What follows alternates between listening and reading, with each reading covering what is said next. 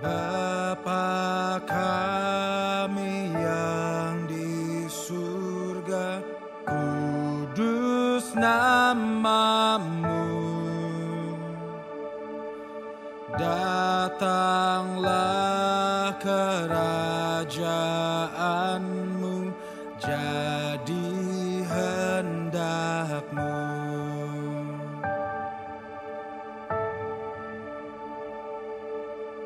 Tiada yang lebih berharga dari kasih-Mu,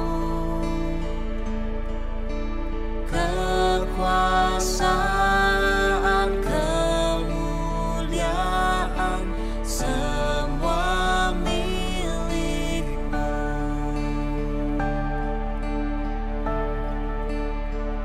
Ku naikkan syukurku,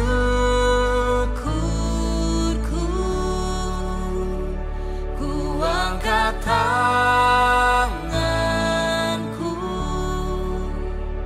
padamu, Yesusku. Ku berserah penuh.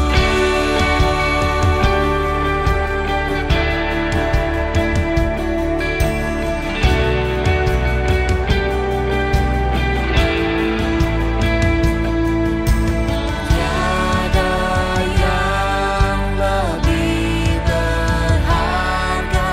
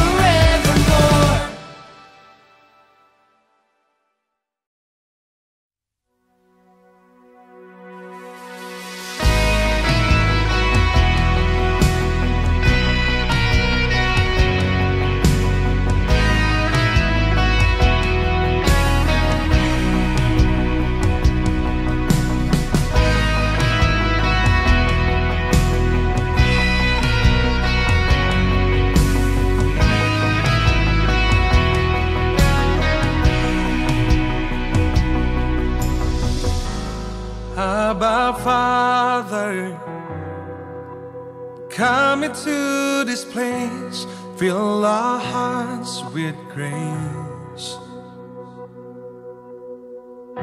Stir within us, let your spirit come to life. Christ reigns over us.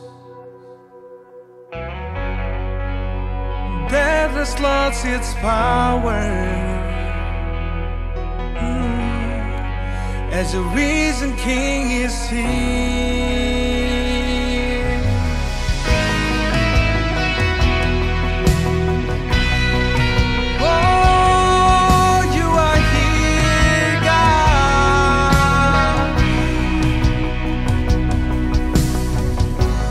God our Savior, here we worship you. Love has set us free. Through the valleys, to the victories, we will trust in you.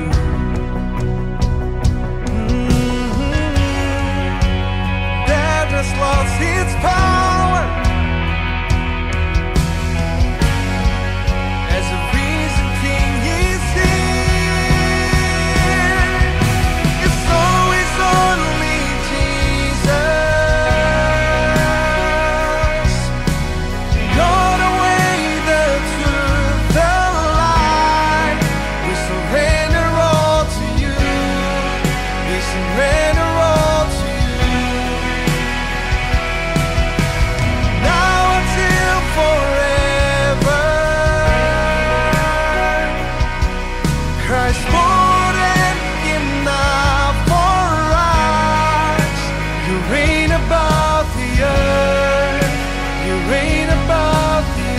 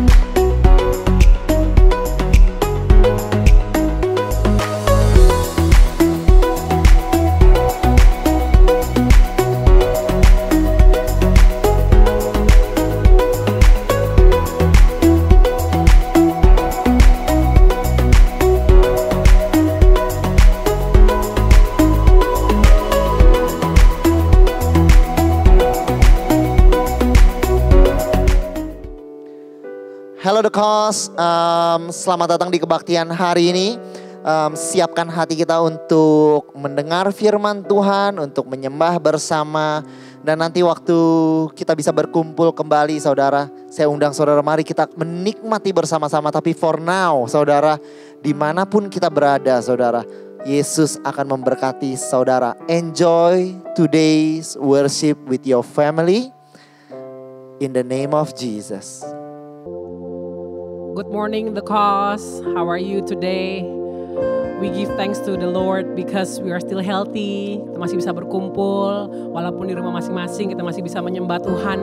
And today church, I want to invite every single one of us. Mari kita memuji nama Tuhan karena kita tahu di pagi hari, di siang hari, di malam hari Yesus tetap sama. Di setiap kehidupan kita, di setiap musim yang Tuhan taruh di hidup kita, Tuhan tetap sama. And that's why we want to worship God today. We want to give thanks to the Lord for He is good. Thank you, Jesus.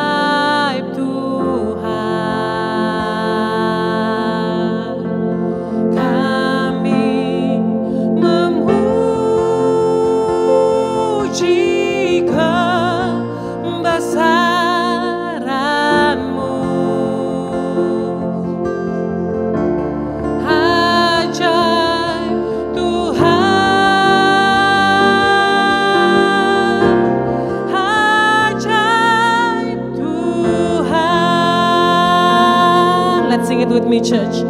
Kami memuji kebesaran-Mu.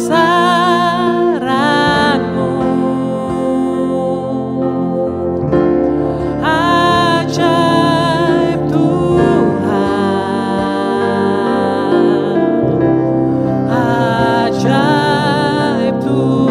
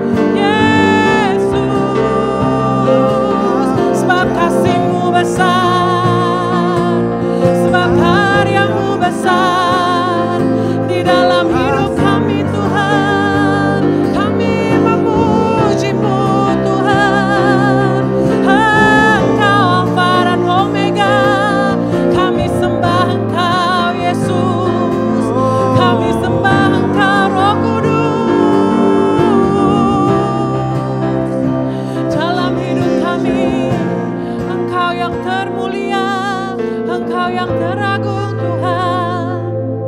Jesus, Jesus, kami memuji kebesaran-Mu. Puji Engkau Tuhan. Ajaib Tuhan. Oh ajaib Tuhan. Kami memuji kebesaran-Mu. Ajaib Tuhan. Ajaib Tuhan. Ajaib Tuhan. Ajaib Tuhan. Ajaib Tuhan.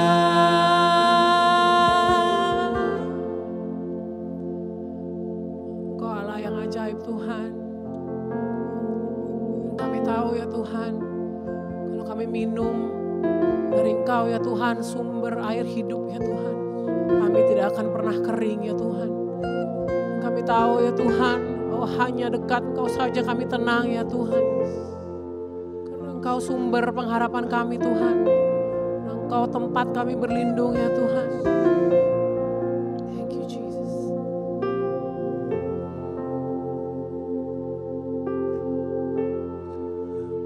Hanya dekat Allahku, rasa tenang hatiku, Kau sertai jalanku sepanjang hidupku.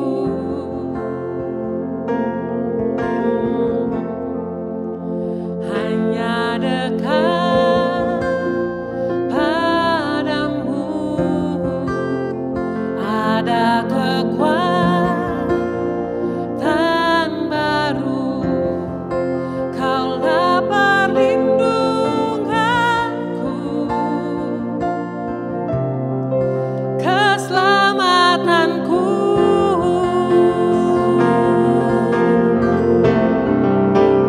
Ingin selalu bersekutu denganmu, menikmati hadiratmu. Biarkan rohmu tinggal dalam hidupku. Sungguh indah bersamamu selamanya.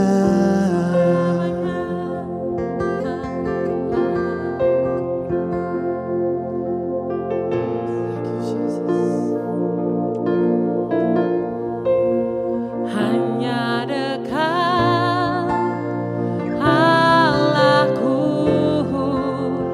rasa tenang hatiku, Kau sertai jalanku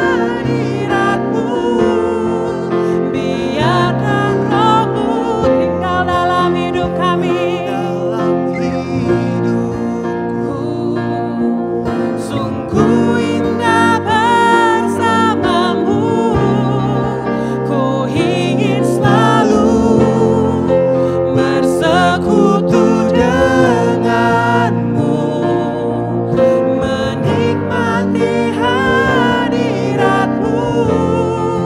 Biarkan rohmu tinggal dalam hidupku. Sungguh indah bersamamu selamanya.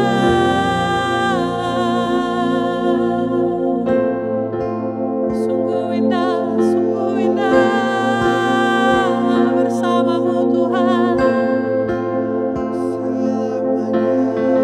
Selamanya dekat denganmu Tuhan, itu kerinduan kami Tuhan. Jesus. Thank you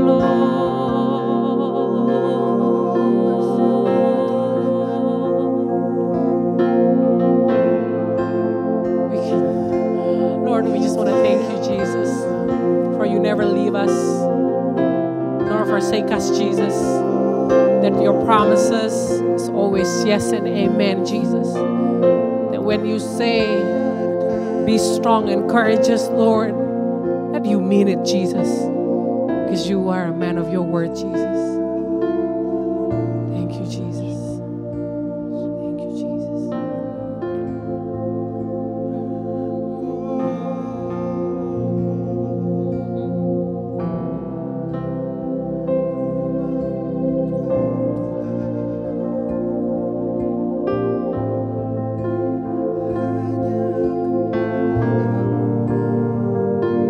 Let's sing it together, church, bersama.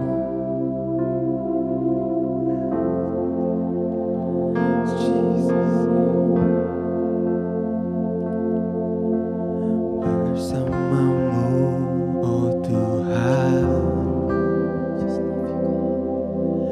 takkan pernah ku takut akan setiap langkahku dan rencanaku.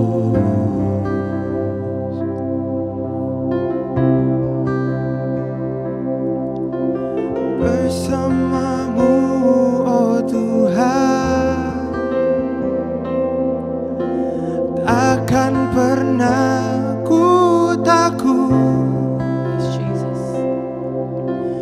akan masa depanku, karena Engkau bersamaku. Sebab Engkau Tuhan Allah yang selalu berjalan bersama dengan diriku. Tak sedetik pun Engkau pernah meninggalkanku. Sebab Engkau Tuhan Allah yang membawa kedamaian di saat ku terjatuh. Jiwaku tenang bersamamu, Yesus Kau Tuhan.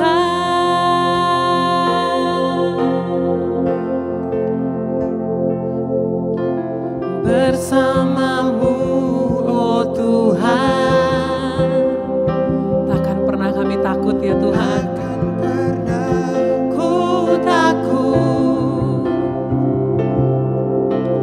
akan masa depanku, karena Engkau bersamaku. Sebab Engkau Tuhan Allah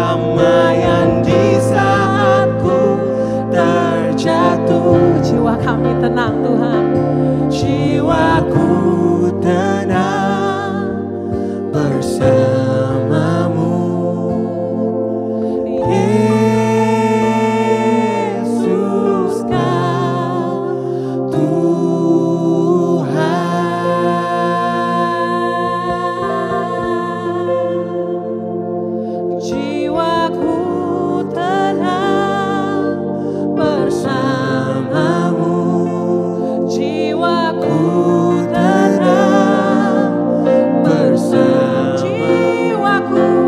jiwaku tenang bersamamu,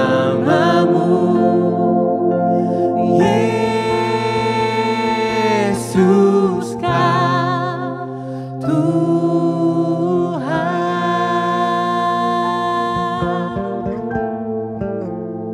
Thank you Jesus.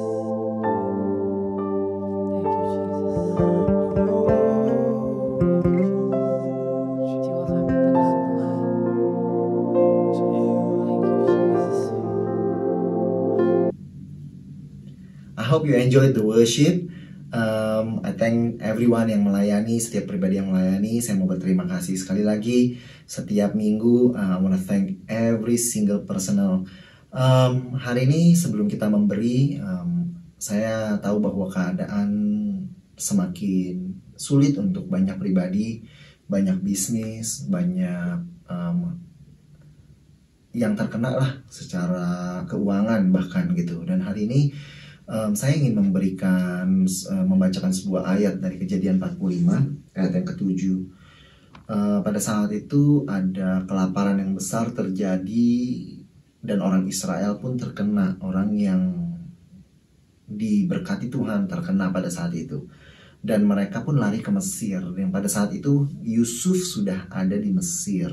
Sekitar 20 tahun sebelumnya dia sudah, karena berbagai kejadian dia sudah dikirim ke Mesir. Lalu di Kejadian 45 ayat yang ke-7 Tuhan berkata, Yusuf berkata, Allah telah menyuruh aku mendahului kamu untuk menjamin kelanjutan keturunanmu di bumi ini, untuk memelihara kehidupanmu.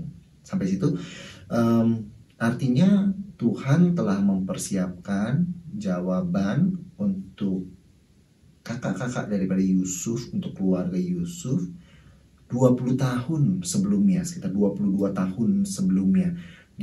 Tuhan sudah mempersiapkan jawaban. Saya berkata demikian karena saya tahu keadaan yang terefek dalam setiap keluarga saudara. Dan hari ini saya mau berkata bahwa though it is hard to see, sulit untuk melihat karena kita mengalami pada Israel pada saat itu mengalami famine, kelaparan. It's hard to see favor di dalam famine gitu. Dan oleh karena itu saya ingin ingatkan bahwa bahkan di tengah keadaan ini, ketahuilah Tuhan sudah mempersiapkan jawaban untuk Israel lebih dari 20 tahun sebelumnya. Dan saya percaya untuk kehidupan saudara dan keluargamu, Tuhan sudah siapkan jawaban sebelum keadaan ini terjadi. So do not be afraid. I know it is these days kita punya heart bisa troubled, takut, tapi hold on to this, bahwa Tuhan sudah provide dan memikirkan penyediaan bahkan sebelum kejadian ini ada untuk saudara. Dan kalau hari ini kita memberi, baik perpuluhan, persembahan, mari kita memberi dengan pengetahuan, dengan iman bahwa Tuhan yang menyediakan untuk kita, bukan dari hati yang lain, tapi hari ini it's just because we know Tuhan sudah mempersiapkan jawaban bagi kita. Dan kita memberi because we believe in the favor di dalam famine, saudara. Bahkan mari saya berdoa bersama dengan saudara. Tuhan, kami mau berdoa bahkan hari ini di dalam pemberian kami. Ada banyak di antara kami yang hari-hari ini ketika kami memberi pun kami memberi sungguh karena iman. Karena kami tahu bahwa Tuhan menyediakan bagi kami. Dan Tuhan, I know you honor their heart. I know you see them, Tuhan, even when they give by faith, Tuhan. So bless every single person dimanapun mereka berada, keadaan keuangan apapun yang mereka alami. Bless them, help them, hold them. Biar ada peace di dalam hati mereka, di dalam nama Yesus. Amen. You can give online seperti yang tertera di layar, saudara. Thank you for keeping on giving to the house of God in this season, saudara. That faithfulness matters so much. Dan I thank you so much. Even me personally, I thank you so much for doing that, saudara. Untuk kebaktian, saudara, minggu-minggu depan kita masih sama, bulan Juni kami masih forecast akan tetap online. Saudara, minggu depan TC Kids, saudara, The Cause Kids akan ada, saudara, jam 9.30, saudara. 1 jam sebelum kebaktian The Cause, 1 jam sebelumnya adalah kebaktian Kids, saudara.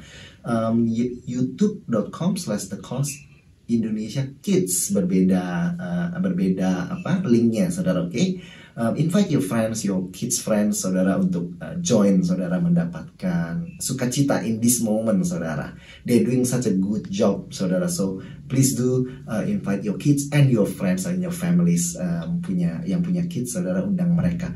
Kebaktian kita 10.30 sama seperti minggu-minggu biasanya di The Cause Indonesia, youtube.com/The Cause Indonesia.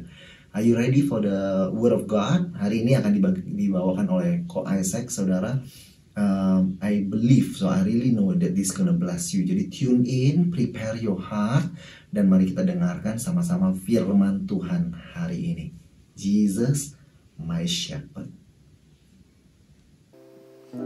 Good morning, The Cause.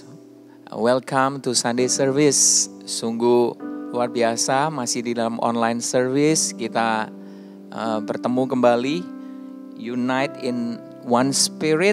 Kita bersama-sama mendengarkan firman Tuhan.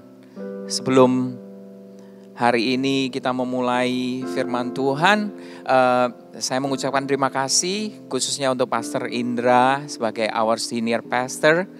Kemudian juga Pastor Yohanes yang sudah mengerjakan post production untuk semua video tayangan online service kita. Erwin yang mengatur sound system, mic and everything. Dan untuk hari ini ada Pastor Christy, dia yang memainkan keyboard untuk ambience music khotbah ini. Sebelum kita mulai, kita sama-sama menenangkan hati kita berdoa. Tuhan, terima kasih buat hari ini. Engkau mengasihi kami di tengah-tengah situasi kami. Apa adanya kami datang Tuhan, hati kami terbuka.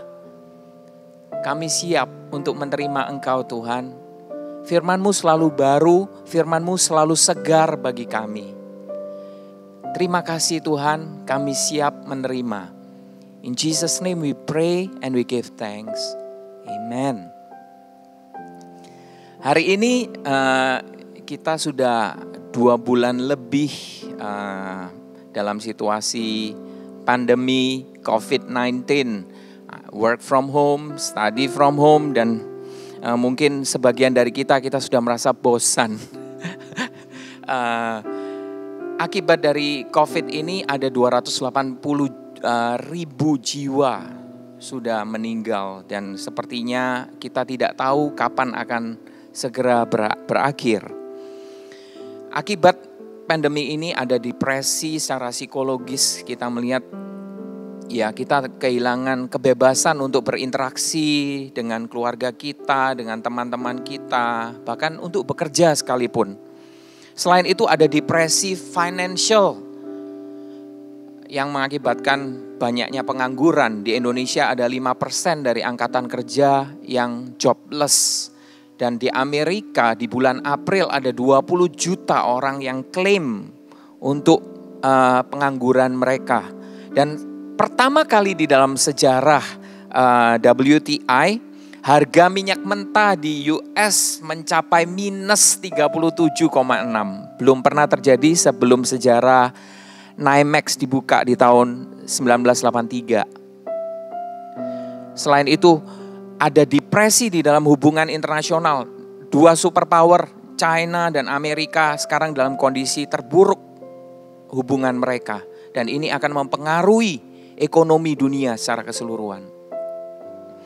Depresi ini tentunya akan menimbulkan rasa ketidakpastian dan keputusasaan pada akhirnya. Manusia mungkin bertanya pada Tuhan, why all this?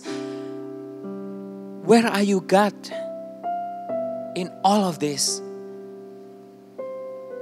Mungkin ada yang bertanya, apakah Tuhan sedang menghukum manusia dengan wabah penyakit berbahaya, dengan penderitaan, dengan kesulitan, dengan kemiskinan dan semua bencana karena manusia berdosa dan manusia jahat. Hari ini kita akan belajar mengenal firman Tuhan lewat firman-Nya di dalam Mazmur pasal 23 dengan tema My Shepherd. Saya rasa relevan sekali dengan situasi kita hari ini. Mazmur pasal 23 ini begitu populer. Banyak orang pernah tahu tentang Mazmur, bunyi Mazmur ini. Sekalipun mereka belum pernah membaca Alkitab. Kita sering menemukannya tertulis di batu-batu nisan. Dan kalau kita mungkin menonton film, ada sering adegan pemakaman di mana biasanya scene-nya itu langitnya mendung, agak berangin, atau mungkin hujan. Dan kemudian terdengar suara pendeta yang mengatakan, "The Lord is my shepherd."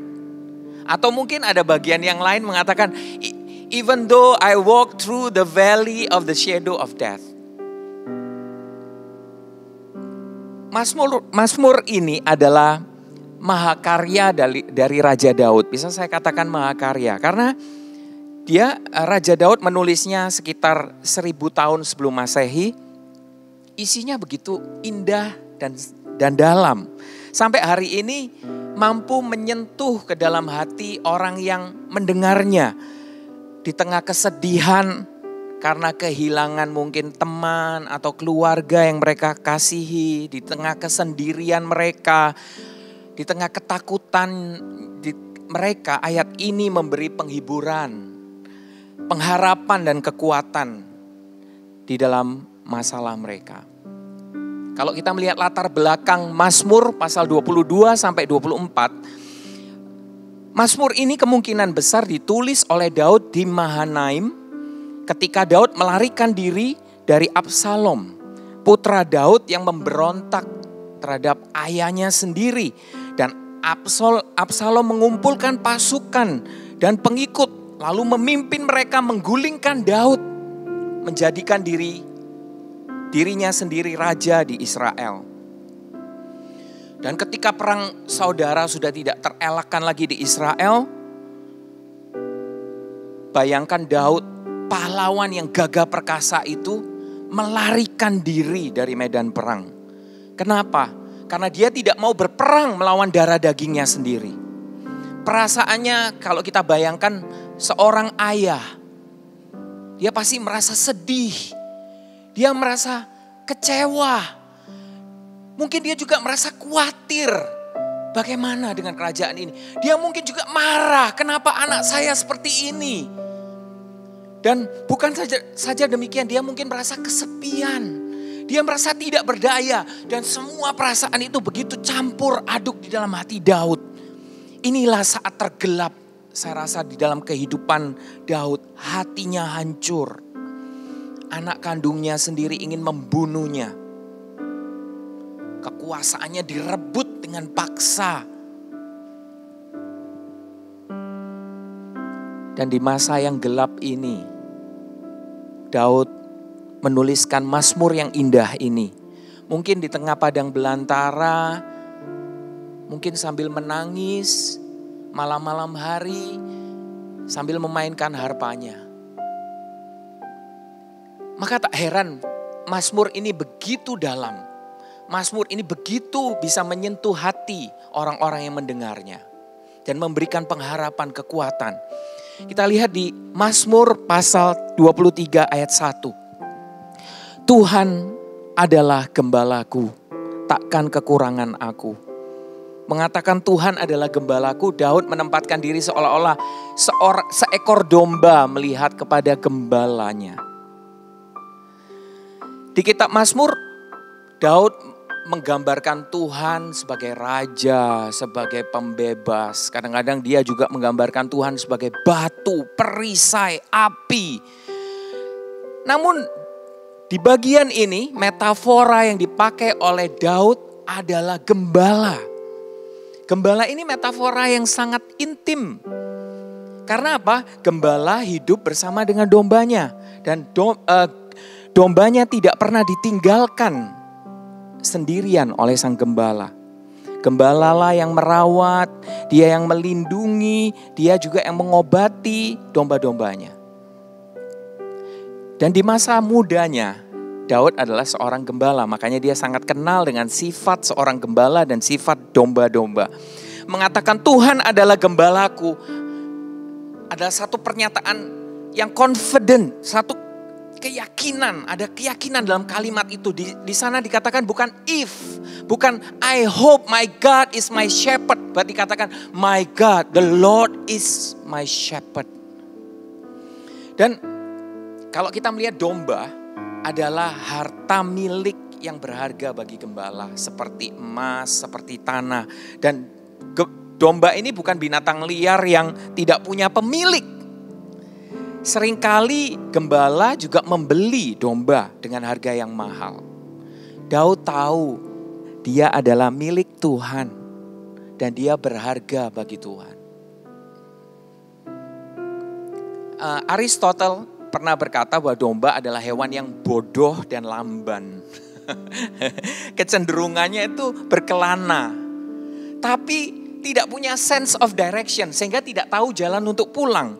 Dan ketika ada bahaya datang, badai atau banjir, tidak bisa menyelamatkan diri. Jika tidak ditolong, ia pasti cuman bisa terdiam dan mati. Daud sadar dirinya itu seperti domba yang seringkali tersesat, tidak tahu arah. Dan dia membutuhkan gembala untuk menyelamatkan dia dari bahaya. Kalau Daud memandang Tuhan sebagai gembalanya, kira-kira Tuhan memandang dirinya sendiri sebagai apa? Kita akan melihat di dalam kitab Yehezkiel pasal 34 ayat 11 sampai 15. Di sana dikatakan demikian. Sebab beginilah firman Tuhan Allah, dengan sesungguhnya aku sendiri akan memperhatikan domba-dombaku dan akan mencarinya seperti seorang gembala mencari dombanya pada waktu domba itu tercerai dari kawanan dombanya. Aku akan menggembalakan mereka di atas gunung-gunung Israel, di alur-alur sungainya. Di padang rumput yang baik akan kugembalakan mereka. Di tempat penggembalaan yang baik mereka akan berbaring dan rumput yang subur menjadi makanannya di atas gunung-gunung Israel. Dan aku akan membiarkan mereka berbaring. Yang hilang akan kucari, yang tersesat akan kubawa pulang, yang luka akan kubalut, yang sakit akan kukuatkan, serta yang gemuk dan kuat akan kulindungi. Aku akan menggembalakan mereka sebagaimana seharusnya. Di sini dikatakan Tuhan menyebut dirinya gembala. Wow, ini sungguh luar biasa. Karena di Israel dan masyarakat kuno lainnya, gembala adalah pekerjaan yang paling hina di antara semua pekerjaan yang lain. Dan bayangkan Allah yang maha tinggi pencipta segalanya, dia menyatakan dirinya sebagai gembala. Kalau saya melihat orang-orang di Israel, jika tidak punya gembala, pasti yang ditunjuk adalah anak yang paling bungsu, yang dianggap tidak mampu, yang paling muda, tidak berpengalaman. Tapi bagaimana Allah memandang dirinya sendiri? Dia tidak memandang rendah untuk memelihara, untuk merawat, membimbing, membungkuk untuk mengobati domba-dombanya. Selanjutnya dikatakan, takkan kekurangan aku. I shall not want. Itu juga satu deklarasi dari Daud yang bisa memiliki dua arti. Apa itu? Tuhan mencukupi semua kebutuhanku, tidak kurang. Dan arti yang kedua, puas dengan yang sudah diberikan oleh Tuhan, tidak ingin yang lain. Wow, Tuhan mencukupi dan puas dengan yang sudah diberikan oleh Tuhan. Takkan kekurangan ini tidak berarti Daud mendapatkan semua yang diinginkannya. Atau semuanya baik, semuanya lancar. Tidak. Coba saat Daud menulis Mazmur ini, apakah Daud tanpa masalah? Tidak, ia sedang dalam masalah yang sangat besar. Tahtanya, harta, kekuasaan, posisi, kebanggaannya direbut dari tangannya. Hidupnya pun dalam bahaya. Orang-orangnya bisa saja berkhianat dan membunuh dia. Melihat sejarah hidup Daud, dari padang rumput sampai ke istana. Bagaimana dia seorang gembala dikejar-kejar oleh seorang raja. Kali ini dia seorang raja dikejar-kejar oleh anaknya sendiri. Yang dihadapi Daud sangat berat. Kalau dia melawan musuh yang kuat, Daud tidak takut. Tapi melawan anaknya sendiri, dia tidak bisa. Dan kalau kita mengikuti cerita Daud, dia melarang panglimanya membunuh Absalom, membahayakan Absalom. Sedemikian mengasihinya Daud pada anaknya. Kalau kita reflect ke diri kita, apakah pergumulan kita hari ini lebih berat daripada Daud? Dan apa yang kita katakan kepada Tuhan? Why God, masalah lagi. Kenapa ini? Kenapa itu? Itu yang saya alami. Itu juga yang saya lakukan. Tapi kalau kita melihat Daud berkata, takkan kekurangan aku. Artinya Tuhan saja sudah cukup. Sekalipun semuanya diambil dari hidupku, Daud tidak akan kekurangan. Aku tidak akan kekurangan karena Tuhan memberikan apa yang baik yang ia perlukan. Lewat kehidupan Daud kita melihat bukti. Allah tidak pernah mengecewakan orang yang percaya berharap kepadanya. Daud adalah raja terbesar di Israel. Sampai era raja-raja itu berakhir. Mungkin Salomo raja yang terkaya. Allah tidak pernah mengecewakan Daud. Ayat selanjutnya dikatakan, ia membaringkan aku di padang yang berumput hijau. Ia membimbing aku ke air yang tenang. Kalau kita melihat di sini background yang sangat cantik sekali, indah sekali. Terima kasih Pastor Kristi. Di sana ada sekelompok domba di padang rumput yang hijau. Begitu tentram, tenang, sejuk untuk beristirahat. Dan gembala tahu kapan domba membutuhkan rumput hijau, air yang tenang. Dan setelah puas makan minum, domba-domba akan berbaring untuk istirahat. Dan seorang domba, karena Daud adalah gembala, dia tahu bahwa domba tidak akan berbaring jika dia lapar, haus, takut karena adanya bahaya, gelisah karena adanya gesekan atau tidak ada keharmonisan, ketidaknyamanan karena adanya lalat, adanya parasit membuat dia tidak bisa berbaring. Dikatakan di sini, ia membaringkan aku di padang yang berumput hijau. Lebih jelasnya di dalam kitab Yehezkiel pasal 34 ayat 15 Tuhan berkata, I will feed my flock and I will lead them to rest, declare the Lord God. Tuhan sang gembala di sini berjanji, dia akan memelihara domba-dombanya dan membawa mereka beristirahat. Artinya apa? Ia mengerti kebutuhan kita. Ia tahu kalau kita ketakutan, gelisah, tidak nyaman, khawatir atas pandemi ini. Dia tahu. Dan dia berjanji, He lead us to rest. Dia berjanji untuk memimpin kita beristirahat. Itu janjinya. Ayat selanjutnya dikatakan, ia menyegarkan syub. Bahasa aslinya syub, jiwaku. Syub ini artinya apa? Menyegarkan, restore atau memulihkan. To bring back, membawa kembali. To return to former position, mengembalikan ke kondisi awal, kondisi posisi semula. Restoration artinya apa? Memperbaiki yang rusak. To reset. Setan yang merusak manusia dan Allah yang memulihkan.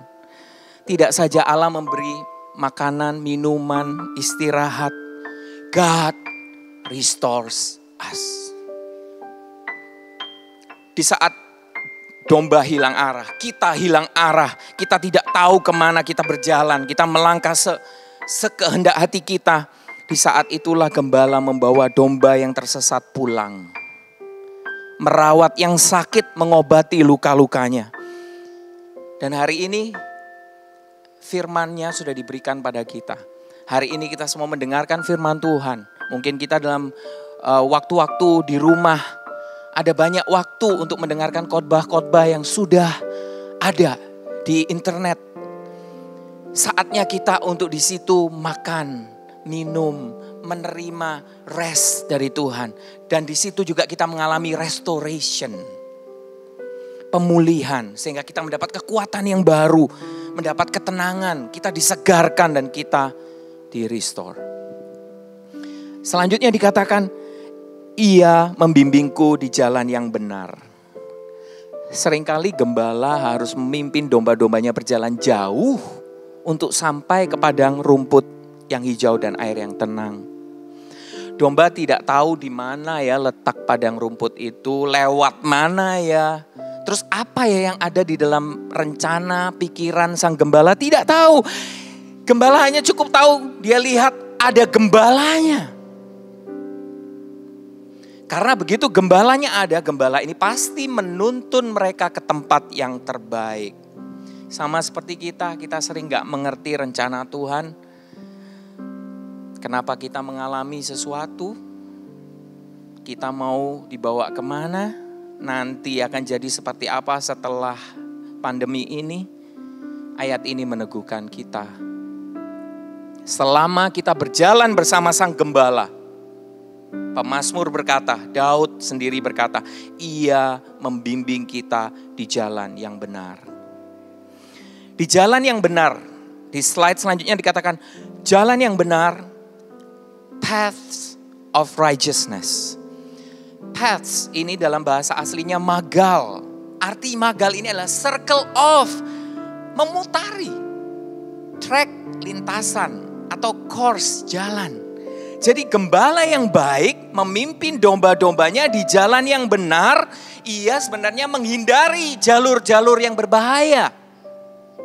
Ia sedang menghindarkan domba-dombanya dari bahaya. Untuk menggiring kawanan dombanya naik ke atas bukit. Jadi gembala dari suku Beduin atau Badawi di Israel tidak pernah menggiring dombanya langsung mendaki lereng bukit secara lurus.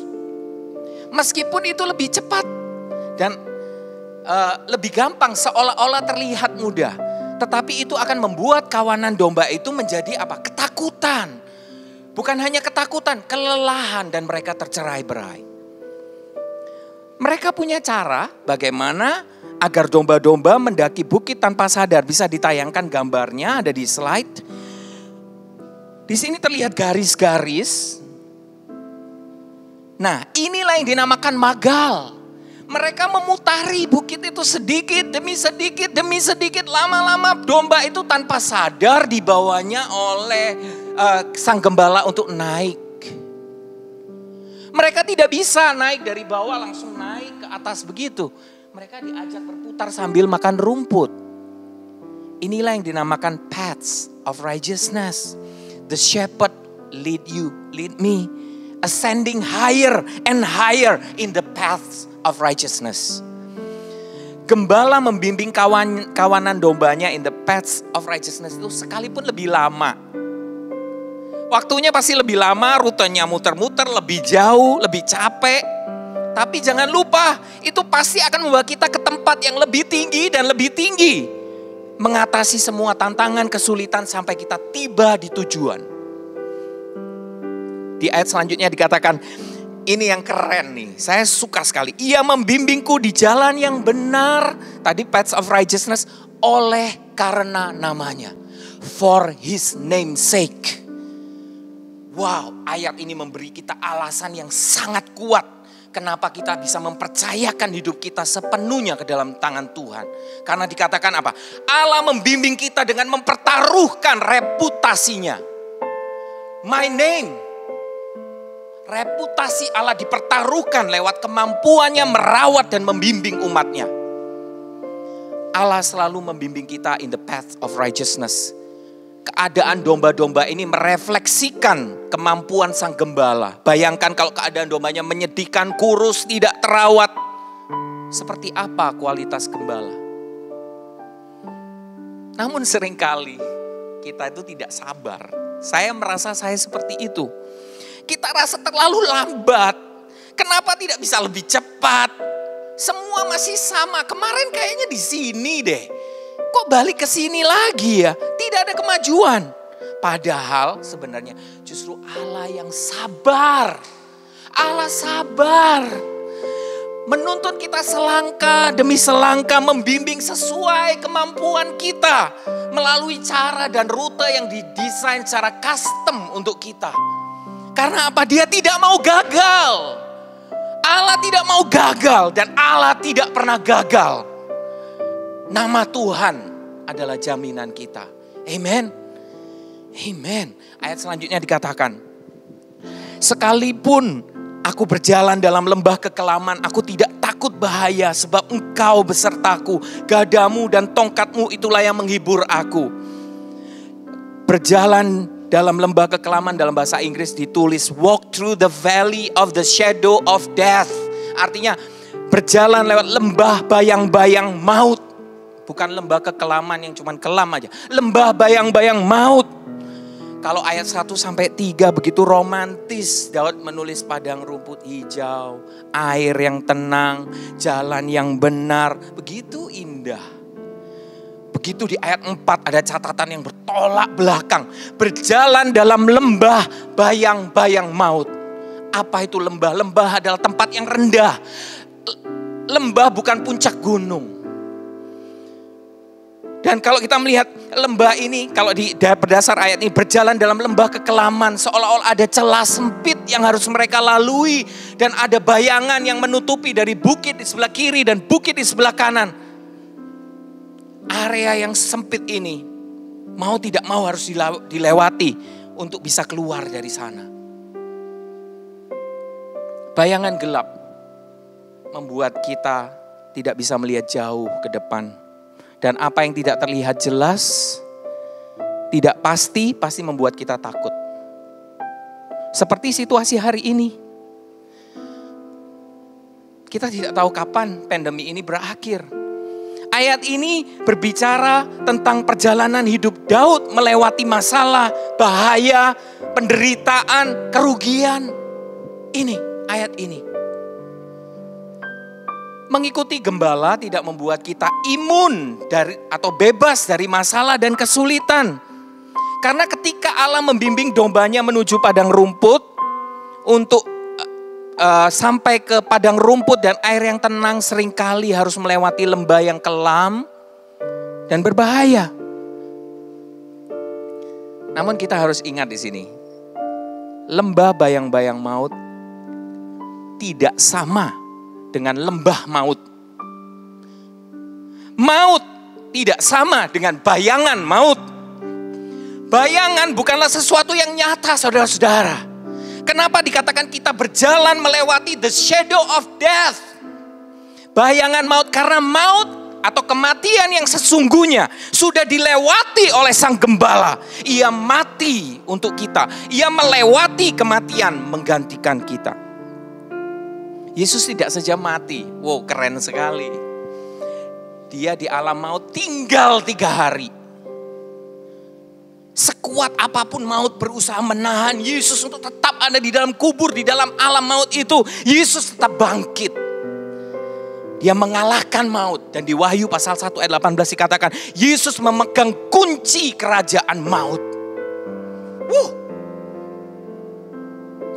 Ayat selanjutnya sangat indah. 1 Korintus 15 ayat 55. Hai maut, di manakah kemenanganmu? Hai maut, di manakah sengatmu? Jika maut yang sesungguhnya sudah dilewati oleh sang gembala, takutkah kita menghadapi bayangan maut? Mungkin kita belum pernah melewatinya. namun sang gembala sudah mengalahkannya. Haleluya. Spurgeon berkata di dalam slide selanjutnya, the shadow of a dog cannot bite. The shadow of a sword cannot kill. The shadow of death cannot destroy us. Dan bisa saya katakan many times in our life, shadow looks bigger than the object itself. Ada satu acara di TV kalau saya ingat, di mana orang ditutup matanya, kemudian tangannya suruh masuk memegang objek. Yang ditaruh di sana itu kadang-kadang sikat, tapi dia bisa ketakutan, takutnya landak gitu. Ditaruhin tahu, takutnya apa, ditaruh agar-agar, ketakutan karena tidak bisa melihat. And many times shadow looks bigger than the object itself. Ayat selanjutnya dikatakan, though I walk, ini haleluya, though I walk through the valley of the shadow of death. Di sini dikatakan lembah bukan tujuan akhir perjalanan kita. I walk through it. Kita tidak menetap di sana, we walk through it. Kita sedang berjalan melewatinya. Melewati masalah lembah yang kelam, baik itu masalah kesehatan mungkin, masalah keluarga, relationship, keuangan, crisis, depression. Ingat, kita ingatkan diri kita.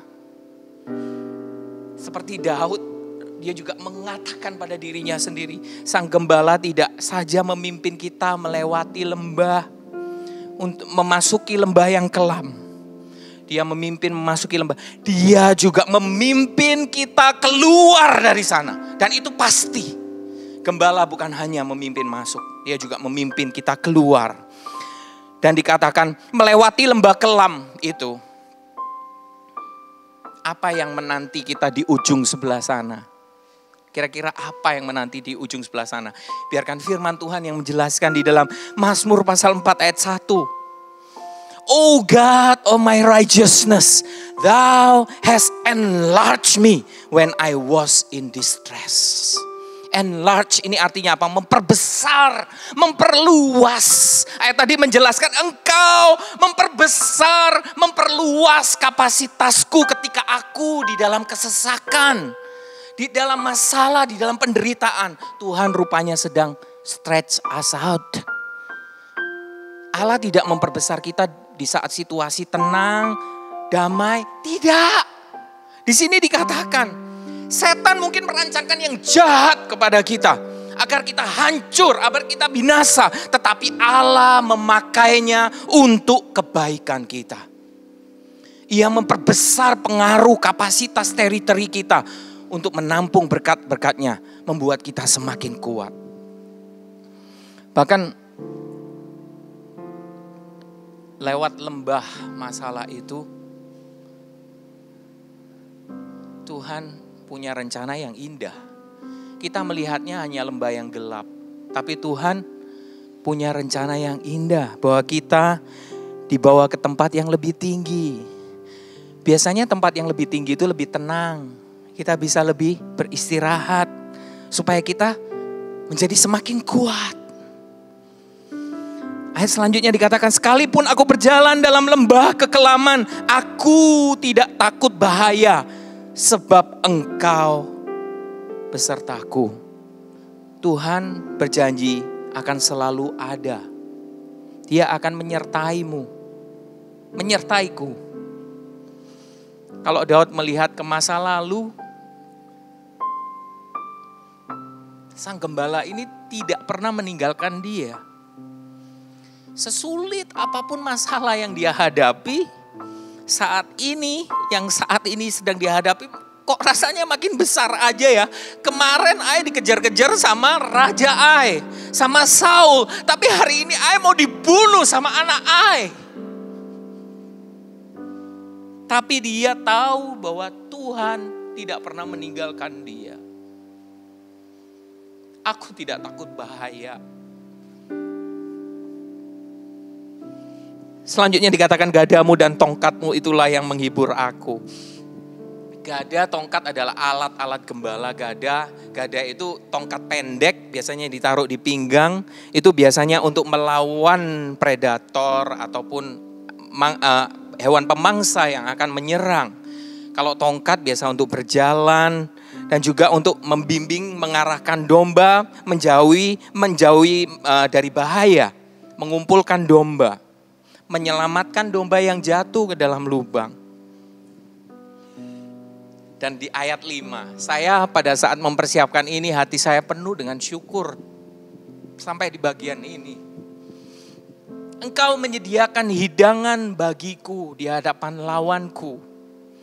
Engkau mengurapi kepalaku dengan minyak, pialaku penuh melimpah. Izinkan saya memberikan gambaran. Tadi sempat dikatakan ada suku Beduin atau Badawi. Beduin dalam bahasa Inggris, Badawi dalam bahasa Arab artinya penghuni gurun pasir. Ini adalah suku bangsa yang hidup di area Afrika Utara, semenanjung ini Arab, Jazirah Arab situ ya, ada Jordan, Israel, Palestina, Syria, dan Irak. Dan suku-suku ini hidupnya dengan cara menggembalakan domba. Dan saat ini suku-suku ini akhirnya masuk menjadi warga negara di negara-negara itu. Jadi di Israel pun ada orang Badawi ini. Nah, luar biasanya suku Badawi. Kayak saya katakan suku, padahal sebenarnya ini seperti bangsa ya. Dia juga punya suku, punya marga, punya kaum begitu. Di Israel pun saat ini masih ada suku Badawi yang hidup sebagai penggembala domba. Yang tadi kita lihat di gambar tadi itu biasanya suku Badawi. Dan punya budaya keramah-tamahan yang sangat terkenal untuk musafir atau tamu. Apa itu budaya mereka? Seorang tamu diterima masuk ke dalam kemah gembala, khususnya setelah tuan rumah menghidangkan makanan bagi tamunya, ia akan menjamin keamanan tamunya dari musuh yang mengejar mereka. Dan tidak ada kenyamanan dan keamanan yang ditawarkan dari host manapun yang seperti ini. Ingat kisah Lot, di mana pada saat dua malaikat yang diutus untuk memberitahu Lot, dan kemudian malam-malam orang-orang Dursila mencari ke rumah Lot untuk mau menangkap orang-orang, menangkap mereka. Tapi apa yang dilakukan oleh Lot? Karena Lot sudah menerima tamu ini ke dalam tempatnya, dia bahkan rela menggantikan dengan 2 anak perempuannya. Inilah suku Badawi. Saya membayangkan kalau hostnya Tuhan,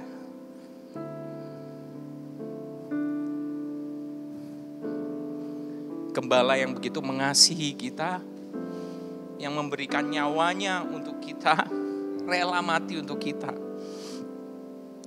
You prepare a table before me. Daud memandang Tuhan sebagai tuan rumah sedang menyiapkan meja untuk Daud, mengundangnya untuk duduk menikmati meja penuh dengan hidangan yang begitu limpah, begitu ruah yang disiapkan secara khusus untuk Daud.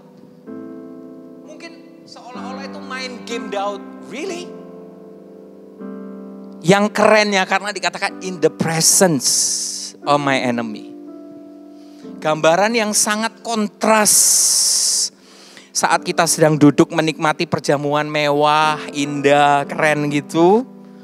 Disiapkan oleh host yang terbaik, yang murah hati, yang memiliki segala sesuatu. Bukan hanya memiliki segala sesuatu, kuasanya pun tidak terbatas untuk melindungi kita. Sementara di luar pintu, musuh-musuh sedang mengepung kita.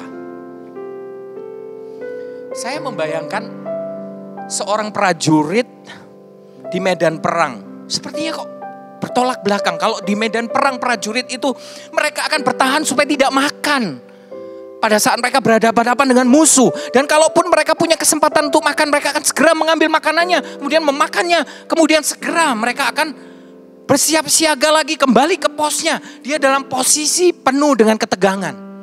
Tapi di sini bandingkan dengan ini. You prepare a table Mari kita sama-sama bayangkan sebuah meja ditata, dihias seperti untuk pesta. Begitu tenang, damai. Pelayan-pelayan di sini, malaikat Tuhan membantu kita membuka kain linen yang halus bermotif indah. Sebelum kita mulai makan kayak di restoran fine dining ya, dibukain tuh biasanya. Tidak tergesa-gesa, tidak bingung, tidak ada gangguan. Padahal musuh ada di luar pintu. Tuhan menyiapkan hidangan, kita domba-dombanya duduk makan seolah-olah semuanya damai sejahtera.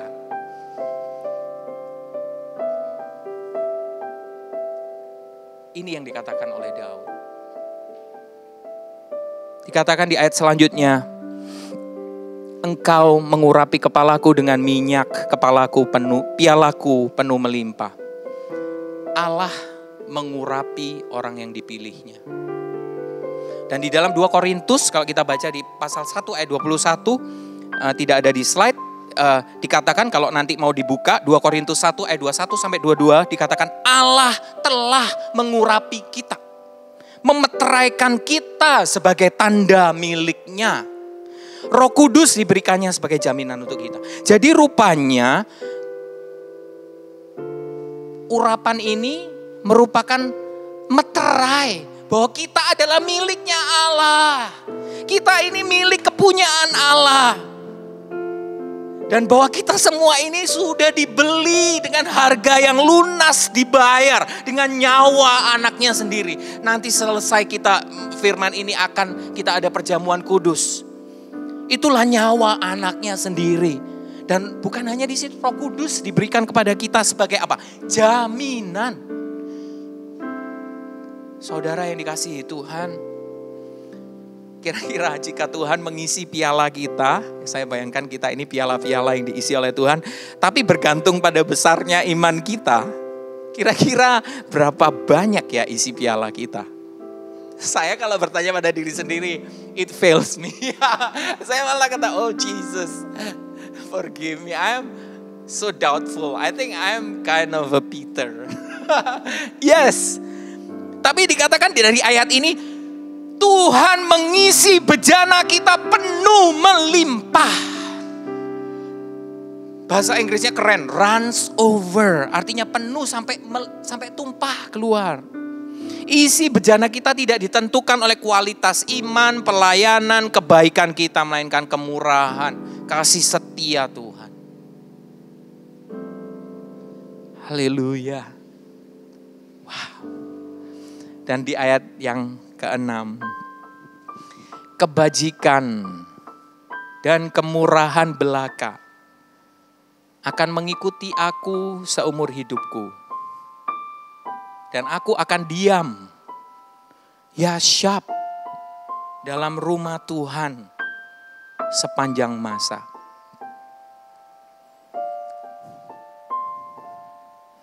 Dalam bahasa Inggris indah sekali dikatakan, surely goodness and mercy shall follow me.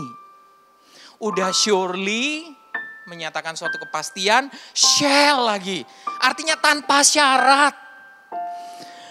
Surely, pasti itu yang namanya kebaikan and mercy. Mercy dalam bahasa aslinya hesed atau loving kindness. Artinya kasih setia atau kesetiaan yang tanpa syarat. Kebajikan, kemurahan mengikuti aku seumur hidupku. Jadi bayangkan kemanapun kita melangkah, kita diikutin oleh 2 guardian angel. Goodness and loving kindness. Seperti kita dikejar-kejar terus. Gak bisa kita pergi. Kita dikejar-kejar oleh goodness, oleh mercy. Kalau tadi kita lihat kita sebagai tamu di meja Tuhan, musuh tidak bisa menyentuh Daud. Sebaliknya ini malah kebaikan, kemurahan Tuhan saja yang mengikuti kita. Kalau kita cermati tadi dari ayat 1 sampai ayat ke-6, Tuhan di depan memimpin sebagai gembala. Ternyata di belakang masih ada lagi goodness and mercy. Seperti 2 guardian angel yang terus mengikuti seumur hidup kita. Tadi dikatakan apa? diam dan aku, Daud bilang, ini mungkin dia lagi di padang belantara ya. Bayangkan dia ngomong begini nih kayak seperti sedang melantur. Dia mengatakan, aku akan diam dalam rumah Tuhan. Diam di sini, yashab. Artinya sit down, remain atau tinggal atau dwell. Rumah Tuhan yang dimaksud Daud di sini bukanlah bangunan bait secara fisik, karena pada saat Daud menulis Mazmur ini di era Daud, bait itu belum dibangun. Setelah Salomo baru membangun. Bagaimana mungkin Daud tinggal di dalam rumah yang belum ada? Bagaimana mungkin dia bisa tinggal di situ sepanjang masa secara fisik tidak pernah meninggalkan tempat itu? Karena memang Daud tidak mengatakan bait secara fisik. Bait yang mungkin yang sudah mendengarkan khotbah yang berjudul The Protector yang membahas Mazmur pasal 91. Kita mengerti maksud Daud berkata, aku akan yashab dalam rumah Tuhan. Karena original word yashab ini persis seperti yang di Mazmur pasal 91 ayat 1 bisa ditayangkan. Orang yang duduk yashab dalam lindungan yang maha tinggi dan bermalam dalam naungan yang maha kuasa. Tinggal dalam rumah Tuhan artinya tinggal dalam perlindungan dan naungan Tuhan. Tinggal di dalam Tuhan artinya beristirahat di dalam Dia. Jadi dimanapun Daud pergi sebenarnya dia itu tinggal di dalam rumah Tuhan. Karena dia ada di dalam perlindungan, kasih setia, perawatan, pertolongan Tuhan. Yohanes 15 ayat 5 berkata, barang siapa tinggal di dalam aku dan aku di dalam dia, ia berbuah banyak. Tidak ada di slide mungkin. Sebab di luar aku kamu tidak dapat berbuat apa-apa. Jadi Yesus berkata tinggallah di dalam aku dan aku di dalam kamu. Maka kamu akan berbuah. Di luar aku kamu tidak dapat berbuat apa-apa. Jadi di dalam Tuhan, kalau dari Mazmur tadi Daud mengatakan ada istirahat, ada perlindungan, ada keamanan. Di ayat ini dikatakan ada kelimpahan. Dan kita tidak akan kekurangan yang terbaik. Kita sampai di bagian akhir. Seluruh berkat pemeliharaan Tuhan yang memberi ketenangan, ketenteraman jiwa bagi Daud dalam hidupnya sudah dituliskan dalam Mazmur ini. Dan kalau kita membaca, saya yakin tidak ada yang tidak mau. Terus bagaimana caranya supaya saya bisa mengalami itu Tuhan? Saya mau. Dan jawabannya ternyata sangat sederhana, hampir tidak bisa dipercaya. Agar bisa menikmati pemeliharaan perlindungan Sang Gembala adalah dengan cara menjadi salah satu dari domba-domba.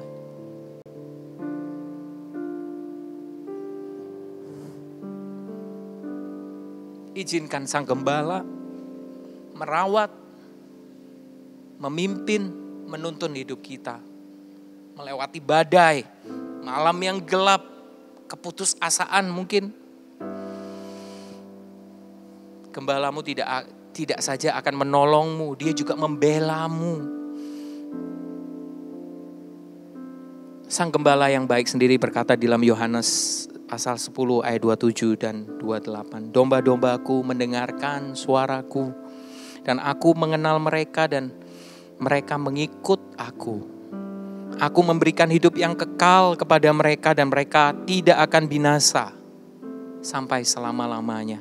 Dan seorang pun tidak akan merebut mereka dari tanganku. Mari kita sama-sama menerima. Dan mungkin ada yang baru pertama kali mendengar firman Tuhan, mendengar tentang kabar baik ini. Dan merasa Tuhan aku mau mendapat jaminan kepastian di tengah-tengah ketidakpastian ini Tuhan. Aku mau Engkau yang menuntun hidupku. Mari kita sama-sama berdoa. Yang baru pertama kali dan mau menerima Yesus sebagai Sang Gembala, pejamkan matamu, taruh tanganmu di dada dan katakan, Tuhan Yesus, aku percaya kepadamu. Engkau adalah gembala hidupku. Aku mau mengikutimu seumur hidupku. Engkaulah Tuhan, Juru Selamatku. Aku menerima Engkau masuk ke dalam hatiku. Dan aku boleh menjadi anak-anak-Mu yang berhak atas setiap janji-janji-Mu. Di dalam nama-Mu, Yesus Kristus, kami menerima. Amin. Yes. Welcome into the family of God. Puji Tuhan, firman hari ini sampai di sini. Kita akan dengarkan firman dengan puji-pujian setelah ini. Amen.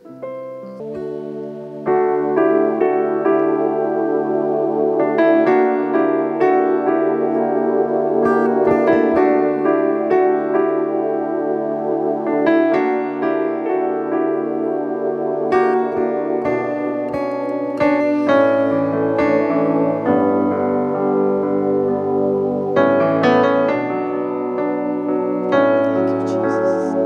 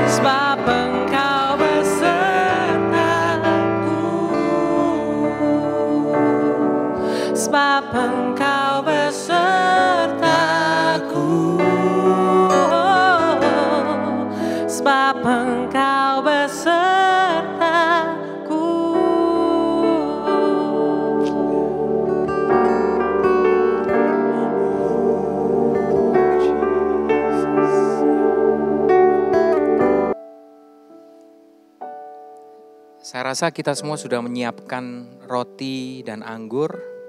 Mungkin ada yang belum siap, boleh mengambil waktu sebentar, bisa menyiapkannya.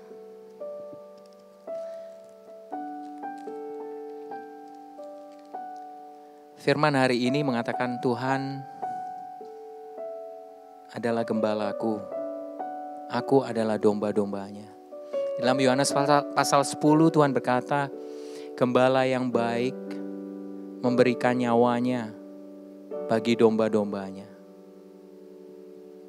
Yang kita pegang di tangan kita mungkin hanya simbol, sebuah roti.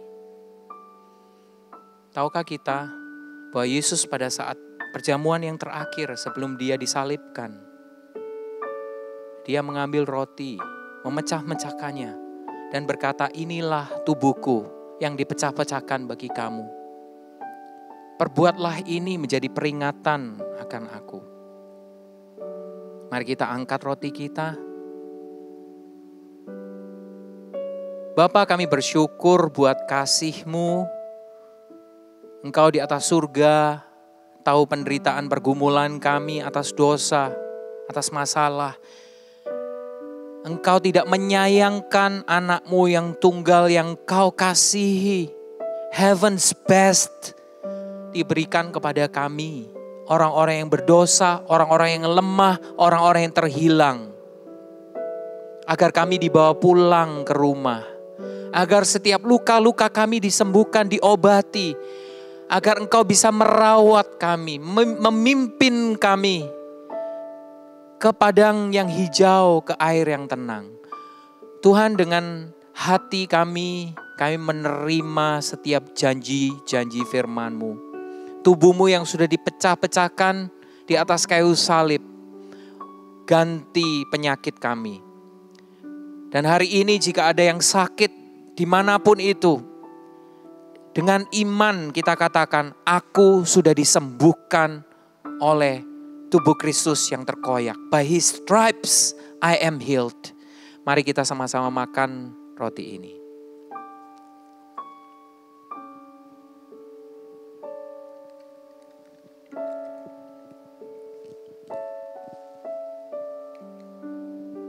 Kita angkat cawan ini. Dan sesudah ia makan, ia mengambil cawan, mengucapkan berkat atasnya. Dia mengatakan, inilah darahku. Darah perjanjian yang ditumpahkan bagi banyak orang. Perbuatlah ini menjadi peringatan akan aku. Tuhan, kami menerima darah-Mu, darah perjanjian. Engkau sudah mencucurkan darah di atas salib. Membasuh bersih semua dosa kesalahan kami. Bukan saja mencuci kami, Engkau memberikan kebenaran-Mu, memakaikannya sebagai jubah bagi kami. Dan siang hari ini kami terima kebenaran-Mu di dalam nama Yesus.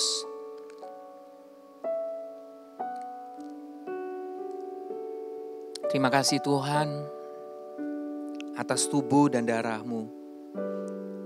Kami milik-Mu Tuhan. Engkau Tuhan, Engkau gembala kami. Engkau mengasihi kami. Engkau menjadi jaminan bagi kami. Haleluya. In Jesus' name, amen. Selesai sudah kebaktian kita hari ini, tanggal 31 Mei dimanapun saudara berada. Pastor Ko Ishak memberkati kita saudara. The Lord is indeed our shepherd saudara. Mari kita terima berkat dari Tuhan karena gembala yang baik ingin memberkati domba-dombanya. Mari kita angkat kedua tangan kita dimanapun saudara berada. Tuhan memberkatimu dan memelihara engkau.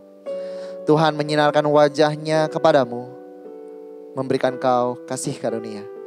Tuhan menghadapkan wajahnya kepadamu dan memberikan kau damai sejahtera, istirahat, ketenangan, keutuhan, shalom untuk engkau dan keluargamu.